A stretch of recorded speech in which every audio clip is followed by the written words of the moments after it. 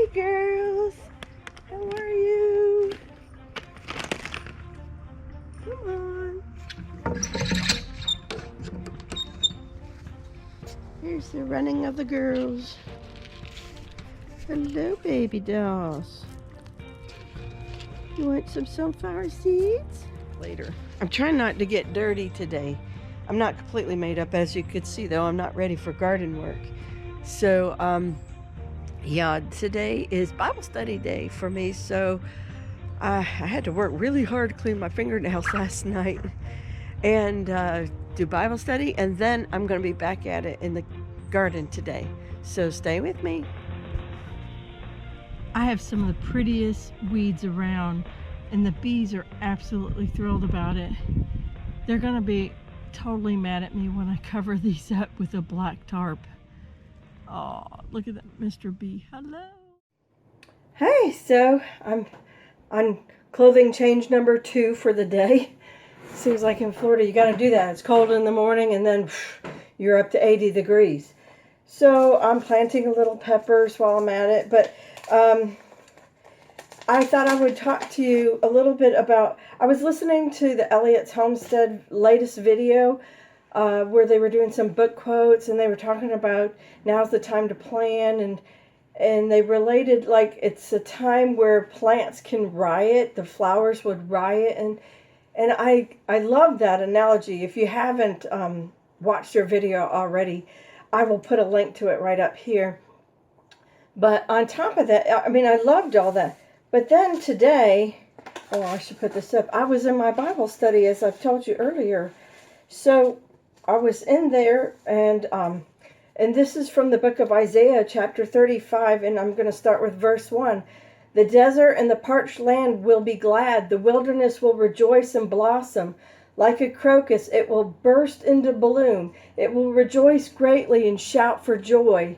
And to me, it just reconfirms that this is that season that God is, you know, just going to do great things in new birth and in new life in the garden, as well as in my heart and soul, because I've been in a little bit of a wilderness, if you will, and I'm just thankful for how God sometimes really speaks to me in those quiet times I'm not out here at the garden. He just, you know, His creation will show proof of His existence, and gardening and the new life and new plants is part of that way He displays His greatness and His goodness. So anyhow, I don't want to preach too much. I'm going to get back on to planting tomato plants, or at least start my seeds. They take about 3 weeks, and I like to keep them inside, away from where dogs and weather. We're supposed to have some potential tornado and hail on Thursday night. So I just want to share that with you in between all this. So, okay. Here's my other zone. This is what we call the north side. Okay, row number 2, mostly done. I'm having a little trouble because we put the pile right there, but I've cut the plastic to the right length, and then as soon as I work this pile gone, which is almost there, then yeah, then I'll lay that down flat and I'll show you the final end to it. Okay, this is all I have the back for today. I still have my pile here, and maybe I can tackle it with tomorrow's half day, but I still have a good, oh, that's probably more than 20 feet, 3 rows of 20 feet, and I'm going to double plant in there, like use it as 2 sections, 2 rows per dirt hump pile, mound, whatever you want to call it. And then the black is so, because as it creeps out whichever way it goes, I will be able to keep my vegetables nice and clean. And I plan on still doing more there, but I just don't have it in me today. This is about physically all I could force myself to do. Here's what it's going to look like. I have my seeds in my hands right now, so we're going to go for a whole bunch of squash and something that looks a little bit like a zucchini squash, so a caserta. And I have some flowers that are going to be in here just to kind of give it a little prettiness too. Plus I also have my Mexican heather right there. And there's one about there and one hiding up there under the broccoli. It's the end of day 2, so let's recap on what happened today. These are Aunt Molly's ground cherries. There's 2, 4, 6, 8, 10. Then I have 8 caserta squash direct sowed in the ground in the mushroom compost. I have Patterson Golden Mabry scalloped squash that will run the whole way. They're planted in groups of 4, kind of spread out, but a 4, and then we skip and skip. At the very end of Queen Lime Orange zinnias. Those are across the entire, all the backs, all 3 of them. So then over here we have all Zephyr squash. I didn't count how many, but these are actually not in clusters. They're in singles about every foot, and I want to say there's probably a good 15 of them in there. We've had up to 10 to a dozen before, and that was good, but I didn't have a lot of extra, and I would like to have extra this year. So this is pineapple tomatillo. These are just real tiny babies so far as you can see. But there's 2, 4, 6, 8. There's about 10 of those also. Then I have Benning's green tint scallop squash.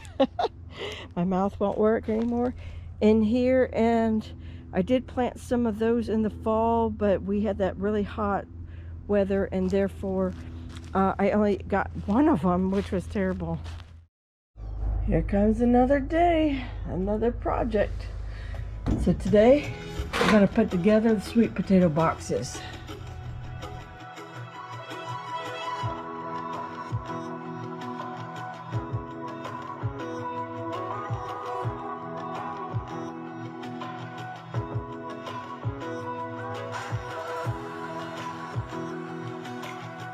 There you go. It took me about 1.5 minutes to put all this back together.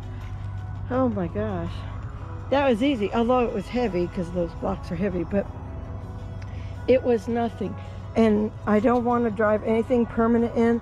This is just for sweet potatoes because they tend to travel if I don't keep them kind of contained. And that's great. I have extra fill dirt in the back. And we're going to get at this after I have my coffee. You know, I thought of something else besides speed. That this is awesome because you don't need a team to build a box. You don't need, you know, power to build a box. You don't need to go out and buy screws or special boards.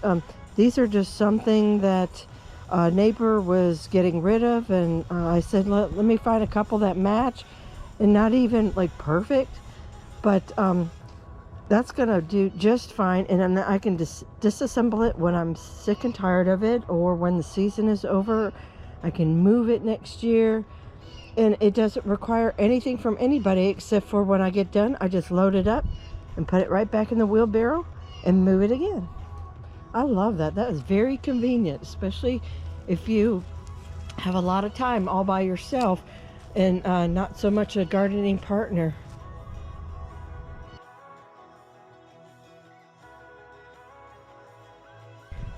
So I don't know if you've guessed it yet, but this is going to be my sweet potato bed.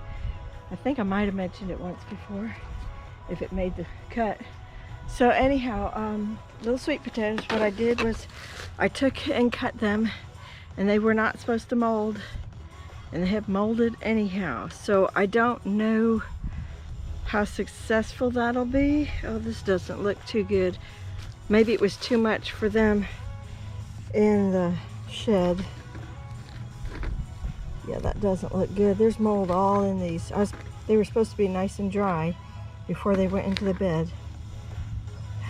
They're still kind of hard though. We can try it, and if not, I'll just go buy some more. But at least the bed is ready. Looks nice. I may build a second one of these for the red potatoes.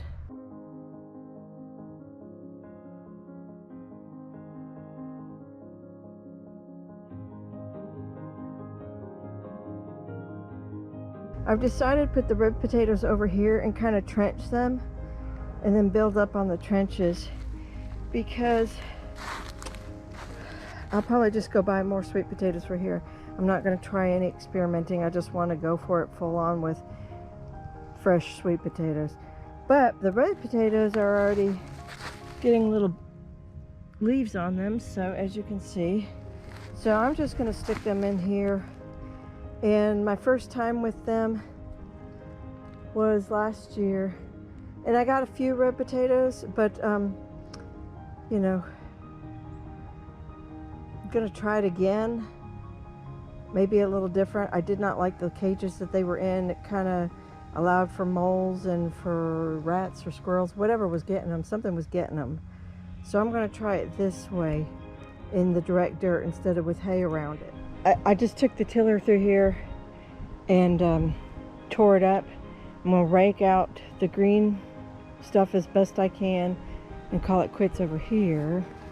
And then, do you remember I was telling you about my ugly corner?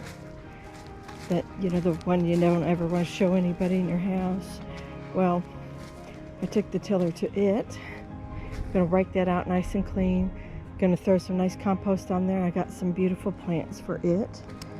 And then the potato box I just did. And then I tilled all through here, just every bit of it. But as you can see, this one looks a little bit better and more prepared. I'm going to throw beans, bush beans in here, and wherever else I can stuff them in this section. I'll put compost down first, but then I'll put the beans in.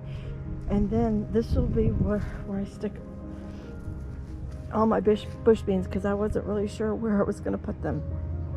But I'm going to continue this path, so at least I have a little dry foot space in between vegetables. Just in case you didn't know, my tiller, my husband bought this for me because it's nice and light, and I have the Big Daddy in the shed that my dad passed on to me, and we overhauled it, and it's beautiful, but it's way too dangerous for me to handle. It's a DR, here we go, I'll just show you that, Pilot 2C rototiller. Right. This is real easy for a small person like myself to be able to use. And it's perfect for getting between rows and light little jobs. I can do this without calling him out or waiting for him to get home from work. So there you go, that's what I got. You can take these outer pieces off, and then if you just want to get through a very narrow row, you can do that too. So that's awesome for weeds, perfect for a little job like this. I was done in 10 minutes, 15 minutes tops. Hey, so it's noon, the sun's over here, so that tells me I'm gonna have some nice morning sun through the summer in this patch behind me for the flowers and the pollinator plants, and I'm even gonna stick a few vegetables up here so that afternoon heat of the day will be shaded, and I think I could probably squeeze some decorative vegetables in here. So I almost had enough compost up front. This is Tiki. Hey, come here, Captain. So, yay! So I almost had enough to cover all of this. Sorry about that transition there. This little section right here, I need like one more wheelbarrow full.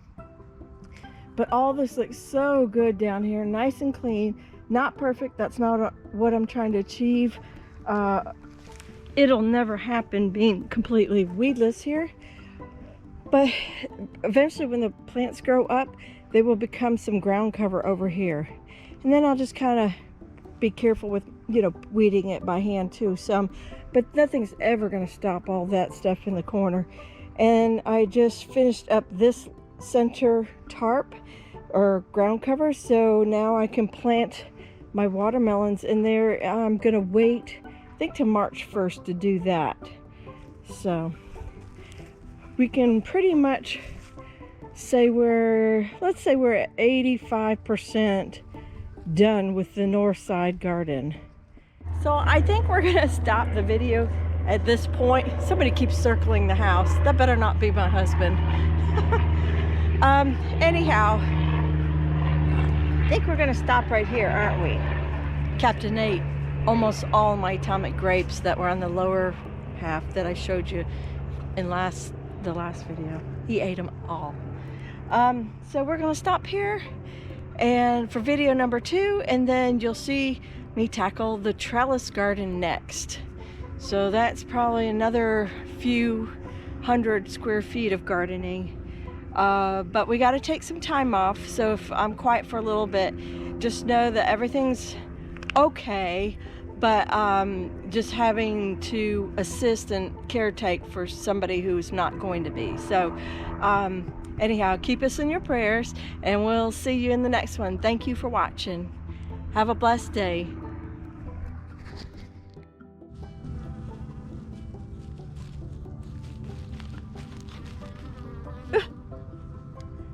Did the bee get you? Tiki? The bee almost got you.